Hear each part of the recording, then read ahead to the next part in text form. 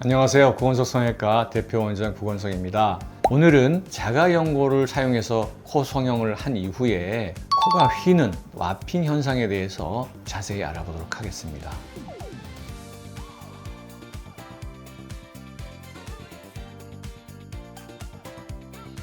와핑의 자가진단법이라고 해서 별 특별한 것은 없습니다. 본인이 거울을 보면서 내 코가 점점 휘어지는지 잘 유지하고 있는지를 보면 되고요. 대개는 돛담배 모양으로 콧등에 이렇게 들어간 연골이 이렇게 오목곡선식으로 이렇게 휘거나 좌우로 이렇게 들리는 것이 와핑의 현상인데요. 주로 수술 후 6개월에서 12개월 사이에 나타나기 때문에 그 기간 동안에만 유심히 살펴보면 되겠습니다.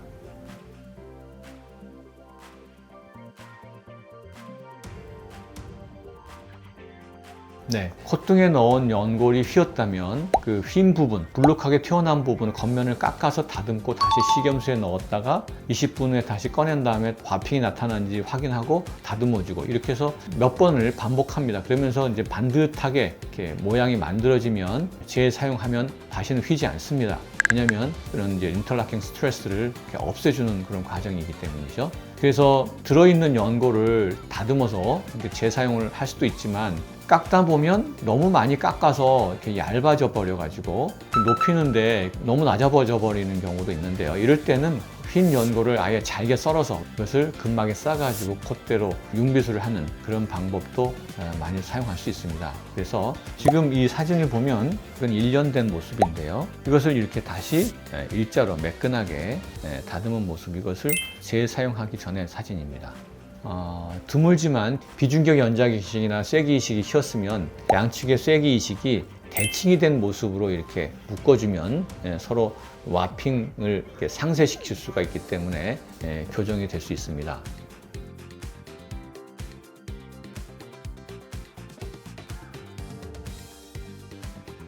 네, 와핑과 구축은 전혀 다른 문제고 연관성이 전혀 없습니다.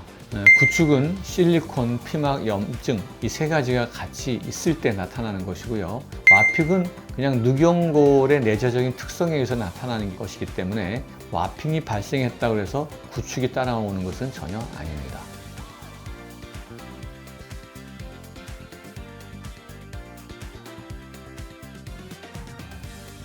네, 염증은 와핑 때문에 생기는 것이 아니라 수술하면서 절개 상처를 통해서 또는 여러 가지 조작을 함으로써 조직이 손상되면서 나타날 수가 있는 것이죠. 그러나 다음과 같은 경우에는 염증 발생률이 높기 때문에 유심히 관찰하면서 조기에 염증 치료를 해주면 잘 치료될 수 있는데요. 첫 번째, 너무 여러 번 이전에 수술을 했던 경우, 우리의 코의 조직이 굉장히 손상이 되어 있고 혈액순환이 좋지 않기 때문에 연골을 넣었을 때 그 연골이 영양을 잘 받아먹지 못하고 녹아서 염증을 유발하는 경우가 있습니다. 두 번째, 이전에 인공 보형물로 인해서 염증이 있는 상태에서 늑연골로 수술한 경우입니다. 이미 염증 사인이 있고 또 그 안에 균이 있는 상태에서 늑연골을 넣었기 때문에 염증이 발생할 확률이 높아지죠. 그리고 또 늑연골을 여러 겹으로 대서 넣어준 경우에는 여러 겹의 늑연골 속에 다 이렇게 영양을 공급하지 못하고 일부가 녹아서 염증 반응을 일으키는 수가 있죠. 네 번째, 오픈 루프라 그래서 콧등에다 늑연골을 넣으면은 비강에서부터 통과되는 그런 균에 의해서 염증이 발생하는 경우죠. 그래서 오픈 루프는 매우 주의 깊게 살펴야 되고요. 그 외에 늑연골이 너무 커서 피부가 팽창될 때 굉장히 얇게 되어지고 텐션이 심한 경우에는 피부가 일부러 녹을 수가 있고 그로 인해서 염증이 나타날 수가 있습니다. 이렇게 해서 5가지 여부를 잘 기억해 두고 조기에 사인이 나타나면 적극적으로 치료해 줘야 되겠다 하는 생각을 반드시 염두에 둬야 되겠습니다.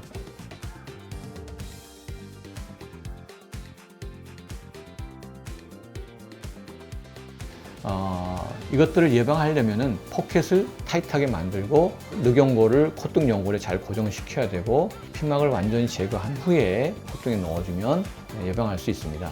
이렇게 이제 흔들리고 움직이는 것 외에 콧등이 수술한 티가 나는 경우가 있습니다. 미간이 너무 높게 두껍게 들어가 있어 일자코 같은 모양이 있는 경우가 많고요.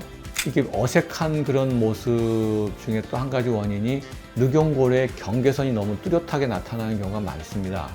이를 해결하는 방법으로는 콧등에 들어가는 연골의 위치, 그 스타팅 포인트를 검은 눈동자의 중간선에 위치하도록 하고 시작점에서 턱이 생기지 않도록 연골을 이렇게 경사지게 테이퍼링해서 깎아주고 또 시작점에서는 연골 위에 근막이나 연골막으로 덮어서 그 경계선이 드러나지 않도록 해주는 것이 매우 중요합니다.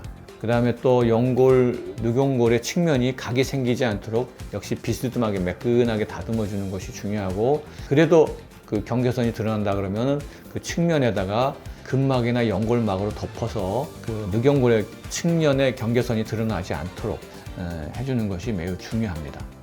네, 이상으로 자가연골, 특히 늑연골을 사용해서 코 성형을 할 때 나타나는 와핑에 대해서 좀 자세히 알아봤고요.